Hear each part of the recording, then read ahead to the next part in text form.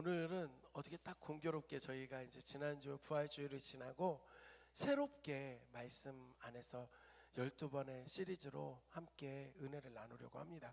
뭐냐면 확신에서 믿음으로라는 이 주제를 가지고 아브라함이 걸어갔던 길을 쭉 우리가 보면서 그의 신앙이 어떻게 변화되었는가, 그리고 더 나아가 우리는 어떠한 믿음을 가져야 하는가를 좀 깊이 생각하고 묵상하는 그 시간이 되고 그 은혜가 있기를 주님의 이름으로 간절히 소원합니다. 오늘은 첫 번째 시간으로 너는 가라 라는 제목으로 함께 은혜를 나누도록 하겠습니다. 여러분, 지성이면 역시 수준이 있으십니다. 지성이면 느트리지나 이렇게 나오면 건성 피부로 만드는, 이거에 웃을 수 있는 분들은 젊은 분들입니다. 표정들이 너무 안 좋으신데, 지성이면 감천이라고 우리는 보통 이야기를 합니다. 우리가 정말 열심히 최선을 다해 무언가를 하면 하늘도 감동해서 그것을 이루어준다라고 이야기를 합니다. 여러분, 그렇게 생각하십니까? 어떠세요? 왜 대답 안 하십니까? 이게 분명히 저 담임 목사가 함정을 파고 있을 거야, 우리가 대답하면 다른 이야기를 할 거야 라고 하는, 다들 왜 이렇게 의심이 많으십니까? 물론 우리가 우리 힘을 다하고 마음을 다하고 정성을 쏟아서 하는 모든 일들 가운데 항상 좋은 결과가 있을 수는 없지만 과정 안에서 분명 우리가 긍정적인 것들을 얻게 되고 우리의 발전이 일어나는 게 사실이기도 합니다. 요즘에는 자기 확신을 가지라고 많은 이야기를 합니다. 자기 확신을 갖고 자기의 능력을 PR할 줄 알아야 된다. 자기가 얼마나 능력이 있고 이런 능력을 가지고 있다라는 걸 사람들 앞에 나타내야 된다라고 말을 합니다. 그러면서 너 자신을 믿어라, 내 안의 열정을 깨워라, 하면 된다라고 하는 메시지를 가진 자기개발서 책들이 계속해서 쏟아져 나오고 있고요. 유튜브를 보면 그런 강연이 많이 올라와져 있습니다. 그래서 이것을 계속해서 보다 보면 정말 내가 나 자신을 믿고 최선을 다하고 내 안에 열정을 깨우면 무언가 되겠구나라고 하는 그러한 마음들이, 생각들이 우리 안에 생기게 된다라는 겁니다. 그런데 문제는 뭐냐면 이러한 자기 개발적 태도가, 자기 확신적 태도가 신앙생활에까지 들어온다라는 겁니다. 무슨 말씀이냐면 내가 신앙생활을 열심히 하다 보면, 나를 더 발전시키고 내가 최선을 다해 정성을 다해 이 일들을 하다 보면 나의 신앙이 훨씬 더 발전할 거야, 변화될 거야, 좋아질 거야 라고 하는 생각들이 우리 안에 있다라는 겁니다. 물론 하나님께 받은 은혜를 기억하면서 우리가 그 주님을 향한 열심을 내는 게 잘못된 게 절대 아닙니다. 그런데 만약에 이 마음이 내가 이것을 통해 믿음이 훨씬 더 성장할 수 있으니까 열심을 내는 거야, 내가 이렇게 열심을 내면 하나님도 감동해서 나에게 잘해줄 거기 때문에 내가 열심을 낼 거야 라고 하는 게 우리의 신앙의 열심의 중심이라면 우리는 좀 고민해 봐야 한다라는 것입니다. 사랑하는 성도 여러분, 성경에 기록되어져 있는 역사를 보고 많은 인물들을 보고 하나님께서 어떤 말씀을 하시는가를 보면 하나님은 우리가 자기 확신에 차서 자기의 능력으로 나타내고 드러내는 것을 결코 기뻐하시지 않는다라는 것을 깨닫게 됩니다. 실제로 우리가 오늘 본 아브라함을 하나님께서 처음 부르셨던 사건 이전 11장에 어떤 일들이 있었습니까? 바로 우리가 너무나도 잘 알고 있는 바벨탑 사건이 있었습니다. 사람들이 뭐라고 이야기하냐면 우리가 우리의 이름을 내고 높은 탑을 쌓아서 흩어짐을 면하자라고 말합니다. 이들은요, 당시에 최고급 벽돌을 구할 수 있는 능력을 갖고 있었습니다. 그리고 또한 이걸 공학적으로 높게 쌓을 수 있는 설계 기술도 갖고 있었고 쌓을 수 있는 기술도 그들에게는 있었다라는 겁니다. 그래서 높은 그 탑을 쌓아서 여기에 무엇을 놓자? 우리의 이름을 여기에 남기자. 그리고 하나님이 홍수로 또 세상을 심판한다 할지라도 우리가 더 이상 그 심판을 당하지 않고 스스로 구원해낼 수 있는, 그리고 흩어지지 않는 그러한 상황을 만들어 보자라고 하면서 자기 나름대로의 최선을 다했다는 겁니다. 이 사람들은요, 자기 확신에 빠져 있었습니다. 그리고 실제로 능력도 있었다라는 겁니다. 그랬을 때 하나님은 어떻게 하십니까? 이들의 언어를 모두 다 혼란하게 섞어버리십니다. 그래서 더 이상 한 마음으로 그 일들을 감당하지 못하게 만드시고 결국에 언어가 맞는 사람들끼리 뿔뿔이 흩어지게 하셨다라는 겁니다. 우리의 이름을 내고 흩어짐을 면하기 위하여 탑을 쌓던 그 모든 것들에 대하여 하나님은 기뻐하지 않으셨고 결국에는 그들은 다 흩어질 수밖에 없었다라는 겁니다. 그러면서 12장이 딱 시작이 되어지는데, 사실 11장의 말미에 이 아브라함의 족보가 나오고 그 아버지 데라에 대해서 쭉 이야기가 되는데, 이 아브라함을 하나님이 부르십니다. 엄청난 극적인 사건이라고 우리는 생각하고 믿음의 조상 아브라함이 이제 역사의 그 중심으로 등극하는 귀한 그 기록이다라고 생각하기 쉽지만 실제는 그렇지 않다라는 것입니다. 이게 무슨 말씀이냐면 아브라함이 처해 있던 환경과 상황을 우리가 볼 필요가 있습니다. 아브라함은요, 자기 확신을 가질 수 없었던 사람입니다. 자기의 과시를 할 수가 없었던 인물입니다. 왜 그랬을까요? 그가 11장 30절 말씀을 보면 다 같이 읽겠습니다. 시작.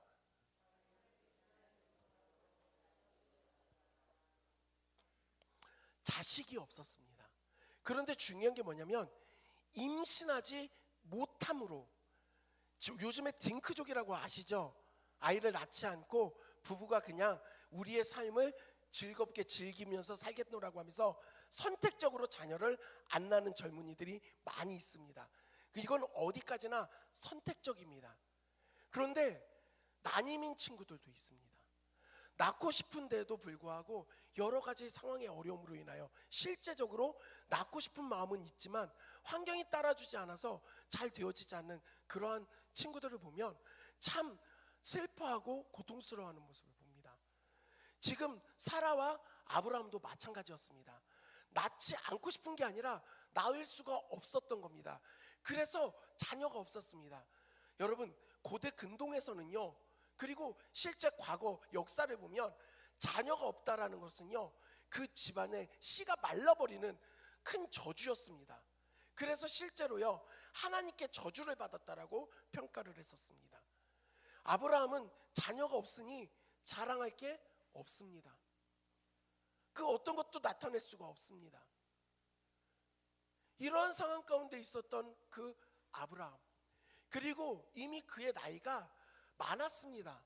오늘 본문 말씀 안에서도 그가 그 가나안 땅을 향하여 출발할 때 나이가 몇 세였습니까? 75세였다라고 말하고 있습니다. 젊은 사람은요, 젊음이 그냥 무기입니다.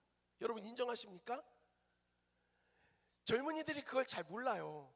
진짜 젊음은 무기입니다. 그게 가장 큰 자산이에요. 젊다는 걸로 그게 어떻다고요? 아니요, 정말 큰 자산입니다. 저도 예전에 못 느꼈습니다. 근데 흰머리가 하나둘씩 늘고 제가 이제 나이가 숫자 5자에 더 가까워졌더라고요. 참 시간이 빨리 흐른다는 것을 느끼는데, 정말 그냥 물론 저희가 나이를 먹었다고 해서 슬픈 건 아니지만 나이를 먹어가는 거는 어쩔 수 없고 과거에 했던 것처럼 그 나이를 먹어가면 다 할 수가 없다라는 걸 깨닫게 됩니다. 체력도 안 되고 건강도 안 되더라고요. 그렇죠? 아브라함은 드러내놓을 만한 나이를 갖고 있지 않았습니다. 이미 나이가 많았다라는 겁니다. 그런데 하나님께서 그 아브라함을 부르신 것입니다. 사랑하는 성도 여러분, 중요한 것은 무엇인가? 아브라함에게 하나님은 자랑하게 만들지 않으시고 철저히 낮아지게 만드셨다라는 겁니다. 네.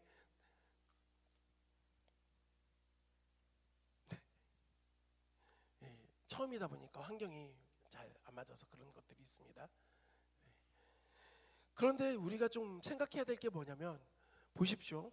그러면서 1절의 말씀에 보면 너는 너의 고향, 친척, 아버지의 집을 떠나 내가 너에게 명령하는 곳으로 가라 라고 말씀하십니다. 여기가 보통 우리가 어떤 곳에 가라고 이야기할 땐 목적지를 지정해 둡니다. 그리고 그곳에 가라고 명령을 합니다. 그러면 가면서 생각해요. 내가 얼추 얼만큼 왔다. 이제 얼마 안 남았다. 내가 날짜가 이거밖에 안 됐는데 벌써 이만큼이나 왔구나. 이렇게 평가를 할 수가 있는데, 문제는 뭐냐면 하나님이 어디로 가야 하는지를 안 알려주셨어요. 너 거기로 가가 아닙니다. 내가 너에게 보여줄 땅으로 가라 라고 명령하세요. 그럼 하나님이 안 정해놔가지고 임시방편으로 내가 보여줄 건데 아직은 안 정했어. 그러니까 우선 출발해봐 라고 해서 이렇게 말씀하신 건가? 절대 아니라는 거예요. 하나님은 이미 계획하고 계셨고 알고 계십니다. 그런데 안 알려주세요. 왜 그런가?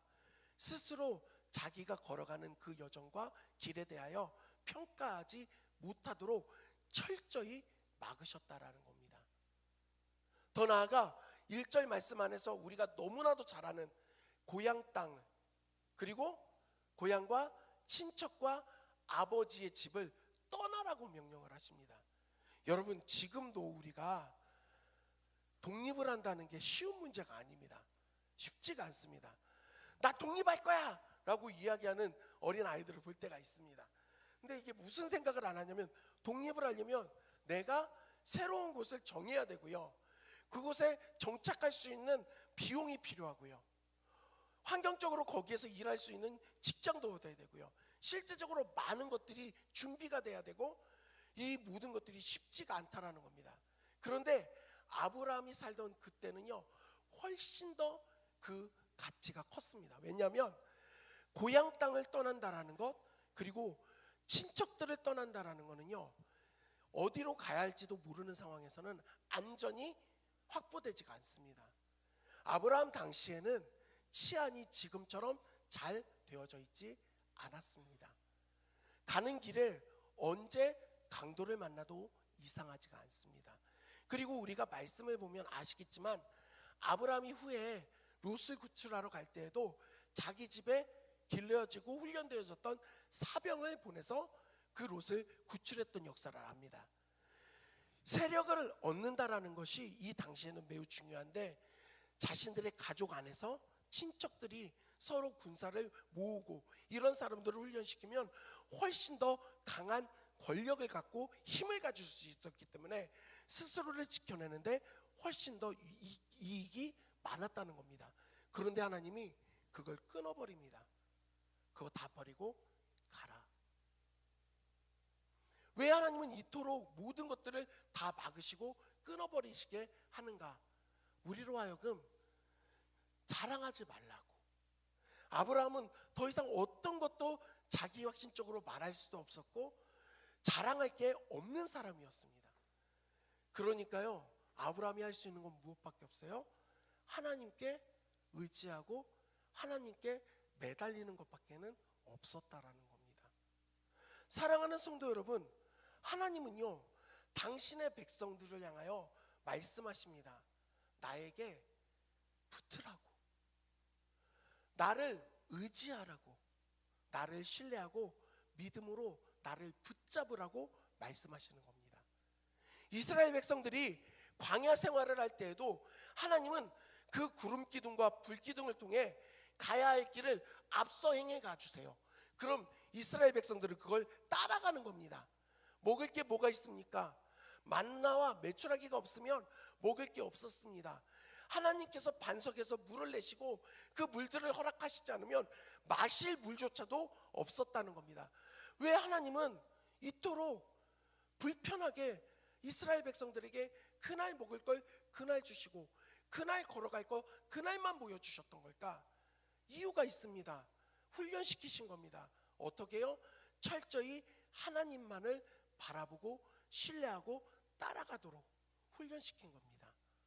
오늘 아브라함에게도 하나님은 그걸 명령하고 계셨다는 겁니다. 사랑하는 성도 여러분, 신앙생활 가운데 자꾸 우리는 내 힘과 내 능력으로 무언가를 하려고 합니다. 그리고 그것을 통해 나의 신앙이 훨씬 더 발전하고 좋아질 거라고 생각을 합니다. 그러면서 교회 안에 어떤 모습들이 나타나냐? 믿음이 좋다, 소위 잘하고 열심히 하는 사람들이 훨씬 더 앞에 드러나게 되고, 그 사람들의 신앙이 좋다라고 평가를 하면서 그렇지 못한 사람들은 자꾸 또 소외되고 위축되게 되어지는 모습이 교회 안에 있더라는 겁니다. 왜 이런 모습이 나타나는가? 세상적 기준이 교회에 들어와서 이런 문제가 나타난다라는 겁니다. 자기 확신을 가지고 자기를 드러내기 위하여 자기 개발과 자기 능력으로 인해 이 일들을 할 수 있다고 한다면 그게 어떻게 은혜가 될 수 있습니까? 대가지. 근데 하나님은 우리에게 은혜를 주시는 분이지 대가를 요구하시는 분이 아니라는 겁니다. 아브라함에게 하나님이 찾아오셨고 정말 전적으로 그냥 불러주신 겁니다. 아브라함이 뭘 잘한 게 없습니다. 여러분, 그 이스라엘 백성들의 고전을 보면, 이제 전해져 내려오는 이야기를 보면, 아브라함의 그 아버지 데라가 어떤 일을 했다고 하죠? 우상 만드는 사람이었습니다. 어떤 걸 나타낼 만한 사람이 아니었습니다. 그리고요, 아브라함이 되게 뭔가 멋있어 보이지 않습니까? 오늘 말씀 보면 아브라함이 말씀을 듣고 갔고, 하나님이 가라고 하니까 갔구나, 순종했구나. 여러분, 이런 생각하시죠? 아브라함은 그렇게 대단한 사람이 아닙니다. 무엇을 보면 알 수 있는가? 여러분들, 우리는 말씀을 보면 하나님이 이때 아브라함 창세기 12장에 찾아오셔서 말씀해 주셨고 걸어가게 하셨구나 생각하는데 그렇지가 않습니다. 무엇을 보면 알 수 있는가? 하나님이 아브라함에게 처음 말씀하셨던 그때가 언제였을까요? 이제 떴나요? 네. 자, 사도행전 7장 2절 다 같이 읽겠습니다. 4절까지 읽을 거예요. 시작. 아브라함이 하란에 있기 전 메소포타미아에 있을 때에 영광의 하나님이 그에게 보여 이르시되 내 고향과 친척을 떠나 내가 내게 보일 땅으로 가라 하시니, 아브라함이 갈대아 사람의 땅을 떠나 하란에 거하다가 그의 아버지가 죽음에 하나님이 그를 거기서 너희 지금 사는 이 땅으로 옮기셨느니라. 아멘. 여러분, 자, 이게 스데반 집사님이 그 유대 백성들에게 설교를 하셨던 그 본문입니다. 그런데 설교 너무 길게 하셔가지고 돌 맞히셨잖아요. 웃자고 얘기했는데 너무 심각하게 쳐다보고 계시는데, 여러분, 그때 스데반 집사님이 이런 이야기를 합니다. 아브라함이 하란에 있을 때 하나님이 그를 부른 게 아니라는 겁니다.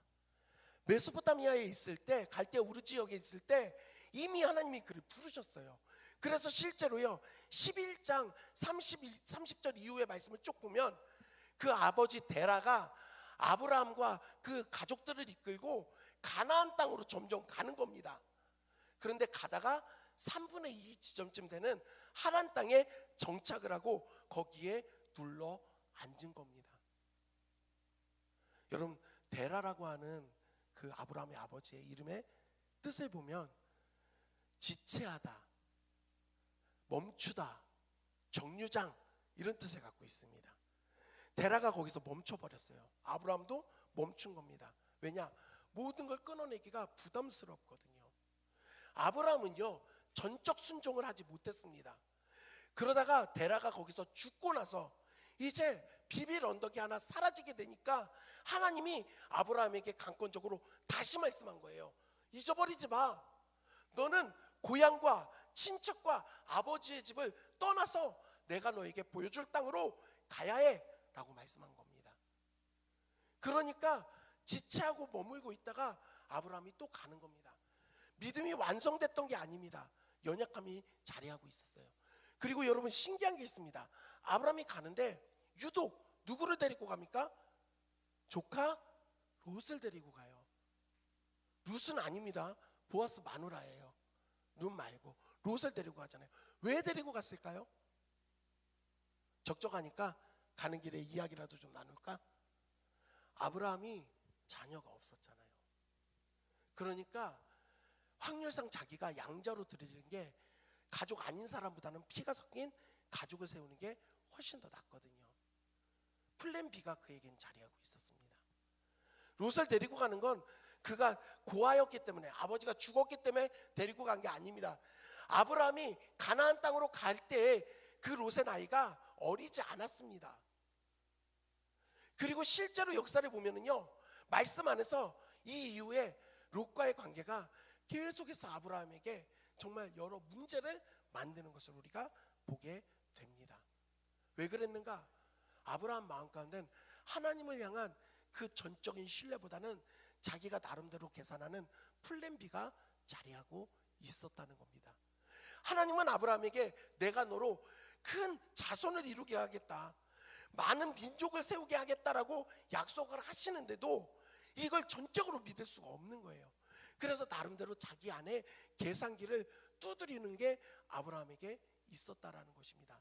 사랑하는 성도 여러분, 그런데 아브라함의 이러한 믿음 없는 모습이, 연약함의 모습이 왜 이렇게 위로가 되고 내 안에 소망이 되는지 모르겠습니다. 왜냐하면 자격이 안 되는, 아니 어떻게 보면 자녀도 없고 그 모든 것들 가운데서 끊어져서 자랑할 게 없는 연약함 가운데 있는 아브라함을 하나님은 무시하지 않고 은혜로 불러주셨다는 겁니다. 그리고 그 하나님은 지금도 살아 역사하셔서 너무나도 힘이 없고 연약하고 넘어짐 가운데, 부족함 가운데 눈물 짓고 한숨 쉬고 주저앉아 있는 우리에게도 찾아오셔서 우리를 불러주신다는 겁니다. 할렐루야. 여러분, 이걸 믿으십니까? 얼마나 큰 은혜입니까? 자랑할 게 많다라고 한다면, 내 스스로의 능력으로, 내 힘으로 그것을 이룰 수 있다라고 한다면 자랑할 수 있는 사람이 있는 반면에 자랑하지 못하는 사람도 분명히 나타나게 됩니다. 그런데 하나님의 은혜는 그런 것이 없습니다. 모든 사람에게 동일하게 흘러들어오는 그 하나님의 은혜, 자격이 없는 아브라함에게도 직접 찾아오셔서 약속의 말씀을 주시고 다시금 그 땅으로 걸어가게 하시는 하나님의 그 음성을 우리도 동일하게 듣기를 간절히 소원합니다. 그러면서 아브라함이 변화가 조금씩 생깁니다. 이게 참 재미죠. 조금씩 달라지는 겁니다. 뭐냐? 그가 하나님에 대하여서 전적 신뢰를 하지 못하고 그 하란이라고 하는 땅에서 그냥 머물러 있기만 했었는데 이제 길을 나서게 됩니다. 그리고 하나님께서 명령하셨던 가나안 땅에 마침내 들어가게 되는데, 여러분, 아브라함 입장이라고 한번 생각을 해보세요. 하나님이 보여줄 땅으로 가면 좋을 줄 알았어요. 좋아야 돼. 무조건 좋아야 되지 않겠습니까? 그런데 그 땅에 이미 다른 민족이 자리 잡고 살고 있는 겁니다. 그리고 실제로 그 가나안 땅에 정착해서 살고 있었던 사람들에 대해 성경이 기록할 때는 네피림의 후손들도 있어서 그들이 그 키가 엄청나게 크고 힘이 센 강한 사람들이었다라는 겁니다. 그럼 아브라함 입장에서는 얼마나 당황스럽겠어요. 하나님이 보여줄 땅으로 가라고 해서 믿고 왔는데 사람들이 이미 살고 있어요. 우리가 잘 알고 있는 그 상수리 나무 근처에 갔을 때 이곳에서 사람들이 정착하고 살아가는 그곳 가운데 세겜 땅에 아브라함도 들어갑니다. 여러분, 그런데 상수리 나무라는 이 명칭이 왜 굳이 쓰여져 있을까 생각해 볼 필요가 있습니다. 우리나라도 한번 생각해 보세요. 과거에 동네마다 진짜 큰 나무가 있었습니다. 제 어린 시절에 저희 동네도 있었어요. 그리고 그런 나무는 그대로 두지 않습니다. 거기 보면 주변에 새끼를 꽈가지고 막 거기에다 꾸며놓고요. 죄송한데 저만 다른 시대를 산 겁니까? 왜 다들 모르는 척 하십니까? 예? 물론 얼굴만 보면 다 20대처럼 보이지만, 예, 아시잖아요. 동네마다 뭐라고 얘기했죠? 성황당이라고 얘기했어요. 그래서 이 나무를 섬겼다고요. 영어마다 뭔가 신묘한 힘이 있다라고 하면서 신격화시켰어요. 이게요, 우리나라만 있었던 게 아니라 고대부터 있었던 그런 샤머니즘입니다. 여기에서 우상 숭배를 하고 있는 사람들 틈에서 아브라함이 무엇을 하는가? 하나님께 앞에 제단을 쌓습니다. 그리고 하나님의 이름을 부릅니다. 할렐루야. 그가 그 우상이 팽배한 그 땅에서 스스로 구별하여 지키고 하나님 앞에 예배를 드리고 하나님의 이름을 불렀다는 거예요. 여러분, 아브라함이 대단한 일을 한 게 아닙니다. 하나님이 그를 인도하셨고 그 땅으로 들여주셨어요.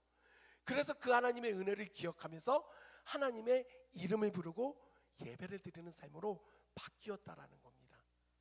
이것을 우리에게 적용하면 어떻게 말할 수 있습니까? 우리가 예수 그리스도를 믿어 구원을 받았습니다. 할렐루야. 그리고 하나님의 자녀가 되었습니다. 그래서 우리는 그 하나님 자녀가 된 은혜를 기억하며 하나님께 예배를 드려요. 하나님을 아버지라고 고백하고 부릅니다. 이건 변화가 일어나는 거예요. 아브라함에게 지금 그 변화가 생긴 겁니다. 신앙생활은요, 어느 날 하루아침에 결단했다고 딱 이루어지는 게 아니라 차츰 변화가 되어가는 겁니다. 여러분, 저희 라우가 검도를 하거든요. 저도 이제 그 급수 시험 보거나 단증 이제 시험 볼 때 가서 봤는데 여러 가지 생각을 했습니다. 왜 조금 더 큰 소리를 내지 못할까? 조금 더 자신감 있는 모습을 보이지 못할까? 그런데 처음 검도학원 2번 갔다 오고 나서 학교에서 자기가 잘하는 거 장기 자랑하는데 학교에서 자기가 검도 배웠다고 이틀 배우고 자기가 검도하겠다고 하면서 그 목도가 없잖아요. 이런 죽도나 이런 게 없잖아요. 그래서 뒤에 있는 청소도구를 선생님이 주셨답니다.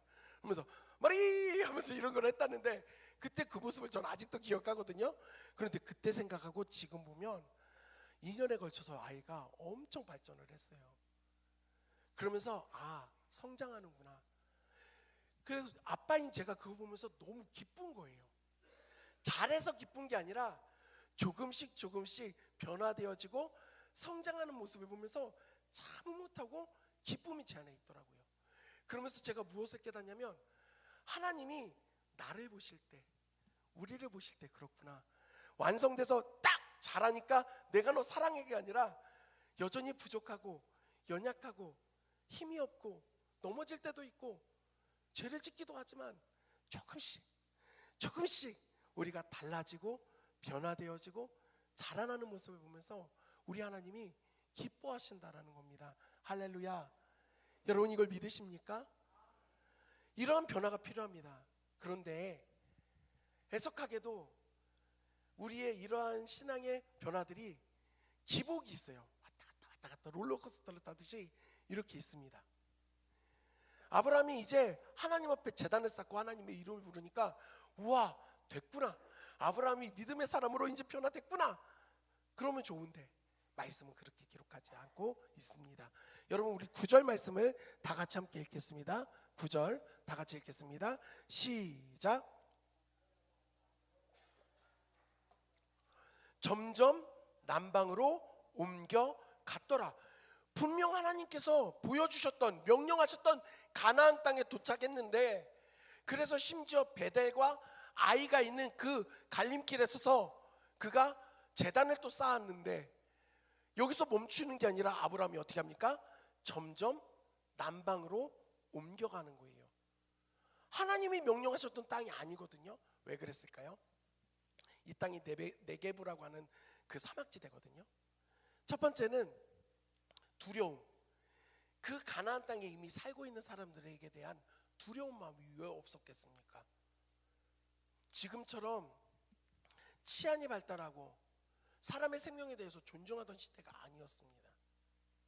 그러니까 언제든 위협이 되는 그 족속들이 있어 두려웠던 겁니다.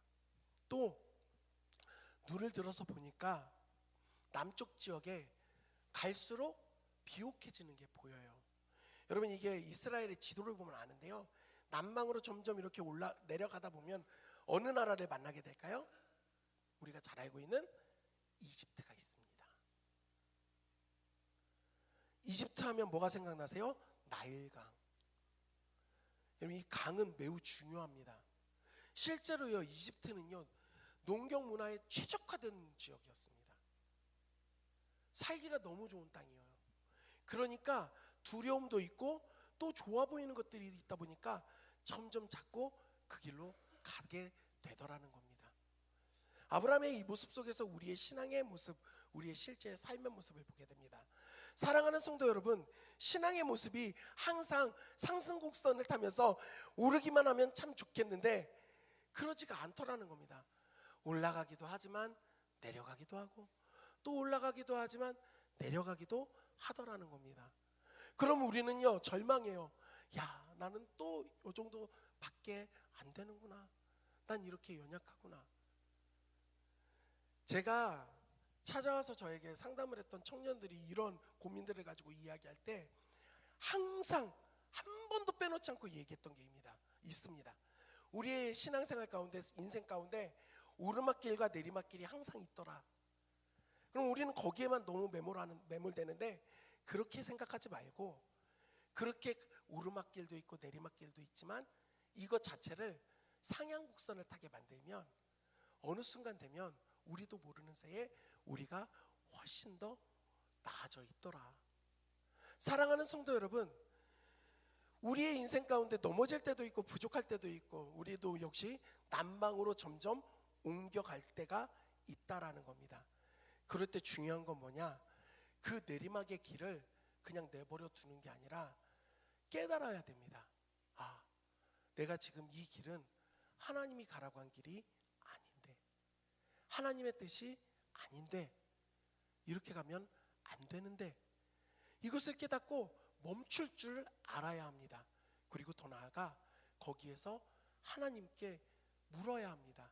하나님, 제가 어디로 가야 할까요? 무엇이 저에게 필요할까요? 중요한 것은 그렇게 우리가 기도할 때 하나님은 우리에게 말씀하여 주시고 다시금 우리로 그 하나님의 뜻 안으로 들어갈 수 있도록 붙잡아서 인도해 주신다라는 것입니다. 여러분, 이걸 믿으십니까? 전 이제 말씀을 정리하려고 합니다. 기억하십시오. 사랑하는 성도 여러분, 아브라함이 위대한 게 아니에요. 하나님께서 그 너무나도 연약하고 보잘것없는 아브라함을 불러주신 겁니다.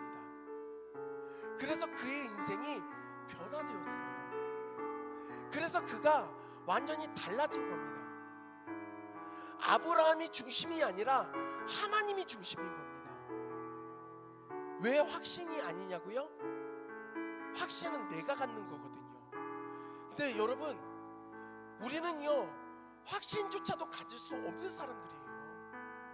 우리의 확신이 100% 맞습니까? 우리의 확신이 절대 변하지 않습니까? 우리는 너무 연약하다라는 겁니다. 그런데 그러한 우리의 연약함을 하나님이 채율하시면서 버리는 게 아니라 오히려 우리를 사랑하셔서 우리에게 말씀해 주신다는 겁니다. 우리가 아브라함의 여정을 쭉 따라갈 거거든요. 어디까지 갈 거냐면 바로 모리아 산까지 함께 올라갈 겁니다. 제가 얼마 전에 또 그 창세기에 아브라함에게 하나님께서 그 아들 이삭을 바치라고 하는 그 말씀을 쭉 읽는데 가슴이 뛰고 눈물이 났습니다. 왜냐하면 아브라함의 믿음의 여정 가운데 그가 얼마나 멋있게 변했는지 몰라요. 그러면서 제 신앙의 모습과 저의 삶의 그 모든 것들에 소망이 생기더라고요. 나도 아직은 연약하고 부족하지만 달라질 수 있겠구나. 그러면서 또 더 나아가 우리 수정교회를 향해, 우리 사랑하는 성도님을 향해 소망이 생겼습니다. 무엇이냐? 우리 역시도 조금씩 확신이 아닌 믿음으로 나아갈 수 있겠구나. 그래서 어느덧 우리 역시도 모두가 다 그 모리아산에 올라가게 되기를 주님의 이름으로 간절히 소원합니다.